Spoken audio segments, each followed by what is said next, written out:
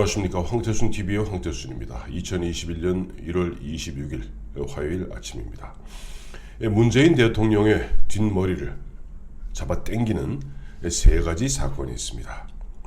울산시장 선거, 두 번째는 월성 원전 1호기 조기 폐쇄와 관련된 경제성 조작과 은폐, 세 번째는 김학의 전 법무차관 불법 출국 금지, 조작 그리고 은폐, 이 세 가지의 공통점은 다 문재인 대통령 문재인 대통령 말에서 시작된, 어떻게 보면 사실상 국기문란, 국정농단에 가까운 그와 같은 사건이라는 것입니다. 다 아시겠습니다만은 울산시장 선거, 송철호 변호사, 내 평생 지인인 송철호 변호사가 당선되는 꼴 한번 봤으면 좋겠다는 말에서, 월성 원전 1호기에 관련해서는 담당 비서관에게 월성 원전 언제 영구 정지됩니까? 세 번째, 김학의 불법 출금과 관련해서는 검찰과 경찰의 명운을 걸고 재조사하라. 여기에서 모든 사달이 벌어졌던 것입니다. 이 세 가지 사건 중에서 지금 김학의 이 불법 출금 관련해서는 지금 검찰이 수사 중에 있고, 나머지 지금 울산시장 지난 1년 전에 한병도 현재는 의원입니다. 한병도 전 정무 수석 비서관을 비롯한 13명이 지금 불구속 기소되어 있는 상태죠. 월성 원전 1호기 관련해서는 지금 당시 이 담당 국장, 다음에 담당 국장과 신내림을 받았다는 그 서기관 기소되어 있는 상태입니다. 이런 가운데 어제 검찰이 급격히 피치를 올리고 있습니다. 백운규 전 산자부 장관 담당 과장이 아직도 이 월성 원전 1호기 더 경제성 어느 정도 충분합니다 라고 이야기하니까 너 죽을래 라고 하면서 조기 폐쇄, 즉각 폐쇄 쪽으로 다시 보고서를 쓰라 라고 얘기했던 백운규 전 산업자원부 장관이 어제 대전지검에 피의자 신분으로 소환되어서 조사를 받았습니다. 굉장히 이례적이죠. 왜냐하니까 실제 이제 경제성 평가를 갖다가 담당했던 곳은 한수원입니다. 근데 한수원 사장을 갖다 건너뛰고 감독기관인 산자부의 장관을 갖다 먼저 불러들여서 피의자 신분으로 조사했다는 것은 곧 결국 거기에 이런저러한 영향을 미친 최희봉 당시 청와대 비서관이죠. 산업정책 담당 비서관, 그리고 그 외에도 여러 사람들이 문미옥 씨라든가 등등등 여러 사람들이 깊이 관여되어 있습니다. 이런 부분에 있어서 이제 검찰은 백운규 전 산자부 장관을 갖다가 사법 처리하고 곧 이어서 칼끝을 청와대로 옮기겠다는 의지를 나타낸 것입니다. 또 어제 비슷한 시간입니다만, 비슷한 시간에 어제 서울중앙지검 공공수사 2부, 그동안 울산시장 부정선거 의혹, 이와 관련해서 13명이 지금 기소되어 있습니다만 1년 동안 지지부진했는데 3사람이 남았습니다. 한 사람은 이진석 현재 국정상황실장 담당, 그 당시 2018년 그 당시에는 담당 비서관이었습니다. 그 다음에 이광철 현재 민정비서관, 임종석 전 청와대 비서실, 이 세 사람이 남아있는 상태에서 어제 서울중앙지검 공공수사 2부는 이진석 청와대 국정상황실장을 불구속 기소하겠다 하는 보고서를 갖다가, 즉 품신을 대검찰청에 올린 겁니다. 지휘를 받는 거죠. 대검에서는 이의가 있을 리가 없죠. 그동안 사실은 이 부분을 갖다 서울중앙지검에서 이 울산시장 선거 부정선거 의혹과 관련해서 이진석 국정상황실장을 갖다가 기소하는 그 부분에 대해서 사실상 가로막고 있었던 사람은 이성윤 서울중앙지검장입니다. 근데 어제 이성윤 서울중앙지검장은 공공수사 2부의 불구속 품신에 대해서 동의를 했다고 합니다. 지금 안 그래도 채널A 한동훈 검사장 그 무혐의 그 결재를 갖다 전제 결재가 올라왔음에도 불구하고 계속 이리저리 핑계대면서 뭉개고 있는 부분에 대해서 검사들의 반발이 보통이 아닙니다.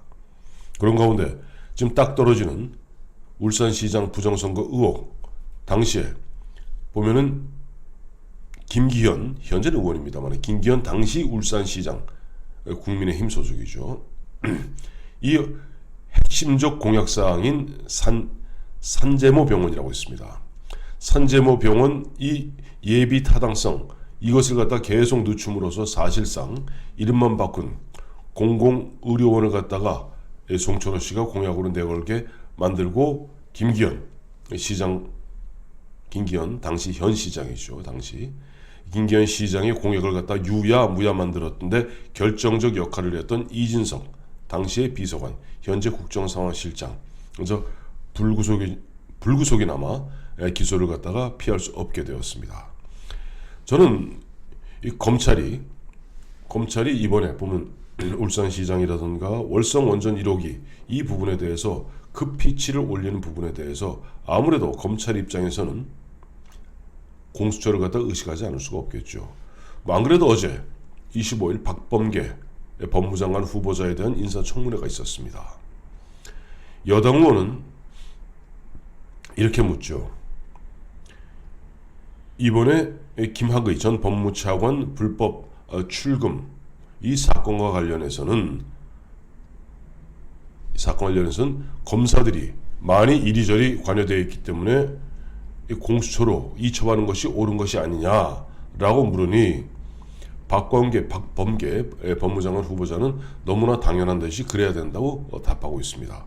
이건 뒤집어 이야기하면은 우리가 보면은 처음에 공수처 이제는 이제 재작년이 되었군요.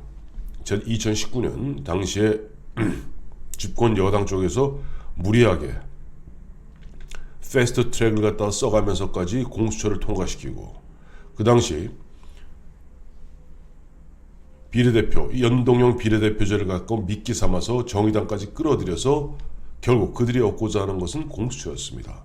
언필칭 그들은 이렇게 이야기하죠. 4반세기 25년 동안 검찰 권력을 갖다가 누르기 위한 공수처는 예전에 아주 예전에 처음에 박원순 씨가 처음에 보면 그 당시 공수처는 고비처라고 그랬습니다만은 뭐 고위공직자 비리수사처라고 그거 갖다가 당시 뭐 경실련 등에서 처음에 경실련 참여연대 등에서 처음에 박원순 변호사 등을 중심으로 문제를 제기했고 그 공수처 부분에 대해서는 김대중 대통령, 노무현 대통령 그렇게 애를 썼지만 결국 검찰의 저항으로 막혔는데 드디어 우리의 위대하신 문재인 대통령, 뭐 박영선 전 장관의 표현대로는 문재인 보유국인 대한민국에서 드디어 문재인 정부에서 공수처를 출범시켰다.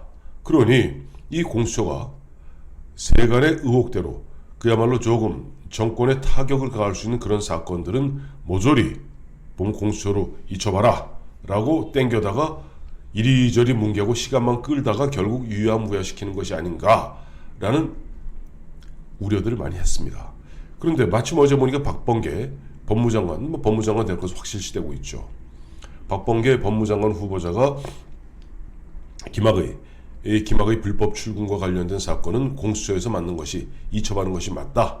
경우에 따라서는 수사 지휘할 수도 있다는 그런 함축적 의미를 갖다 내포한 상태에서 그와 같은 답변을 하니 지금 검찰 입장에서는 아무리 공수처를 할지라도 공수처가 이첩하라 그러면 이첩해야 됩니다. 그건 의무 조항입니다. 강제 조항입니다. 이첩하라 할지라도 공수처가 갖고 가서 유야무야 뭉개지 못하도록 수많은 이른바 지뢰를 묻어놓는 것이 굉장히 필요합니다. 어설프게 수사된 상태에서 공수처로 넘어가면은 공수처에서 그냥 깔아뭉갤 가능성이 크다. 유야무야 시간만 보낼 가능성이 크다. 이런 것들이 검찰 입장에서는 걱정이겠죠. 그러다 보니 보면 백운규 전 산자부 장관도 보면 관계자인 한수원 사장을 부르기 전에 우선 백운규부터 불러서 바로 한수원 사장 건너뛰고 백운규 사법 처리하고 그 다음에 그 칼끝을 청와대로 쏘아 올리겠다 하는 것이 검찰의 생각인 것 같습니다. 게다가 이제 보면 어제 서울 중앙지검 공공수사 2부에서 보면 이제 이진석 이제 국정상황실장을 갖다가 불구속이나마 기소함으로써 결국 이제 이광철 민정비서관과 임종석 전 청와대 비서실장만 남게 되는 거죠. 근데 문제는 뭐 아시겠습니다만은 울산시장 부정선거 의혹을 갖다 파다 보면 결국 문재인 대통령의 30년 지기인 송철호 변호사가 7.8기에서 7번 떨어졌으니 한 번쯤 붙어보았습니다 하는 그의 염원을 갖다가 이루어주기 위해서 임종석 비서실장 또 임종석 비서실장도 거기 관여되어 있는 기록에다 남아 있습니다. 송병기 부시장 그 페이퍼 즉 수첩에 다이어리에 그다음에 한병도 정무수석 비서관을 비롯한 경제 파트 기재부를 움직일 수 있는 경제 파트 비서관들이 줄줄이 7개 기관이 총출동했고 그 다음에 드디어는 당시 황운하 씨가 현재 의원입니다만은 황운하 씨가 지휘하고 있던 울산 경찰청은 그냥 무리하게 무도하게 불법적으로 김기현 당시 울산시장 비서실장을 갖다가 뭐 조사하고 그걸 갖다 언론 플레이하고 등등등 함으로써 결과적으로 김기현 씨를 낙마시키고 송철호 씨를 당선시키는 1등 공신이 되었죠. 자, 이 부분에 있어서 과연 아마 검사의 아마 의구심은 그런 걸 겁니다. 과연 이것이 그냥 알아서 문재인 대통령 눈만 꿈뻑했는데 그 밑에 임종석 비서실장과 한병도 정무수석과 그 수많은 비서관들이 알아서 기재부를 움직이고 울산 경찰청으로 움직이고 그렇게 했겠는가? 참 의문이겠죠.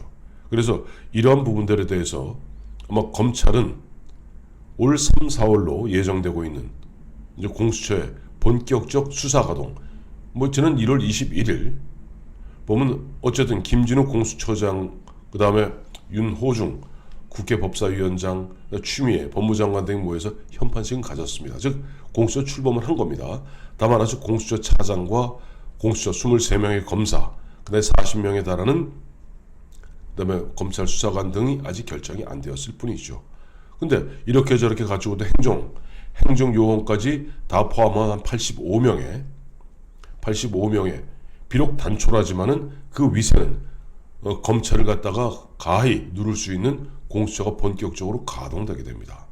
물론 김진욱 공수처장은 인사청문회에서는 나름 굉장히 엄정하고 공정한 공수처를 만들겠다고 뭐 확언한 바 있습니다만은 공수처장보다 실제 그 공수처의 검사들을 지휘할 공수처 차장이 문제입니다. 누가 공수처 차장이 되느냐. 또 공수처 검사 23명의 공수처 검사 중에서 흔한 이야기로 조금 똘끼가 있는 그야말로 좀 또라이 이런 공수처 검사가 있어서 지금 대전지검이 진행하고 있는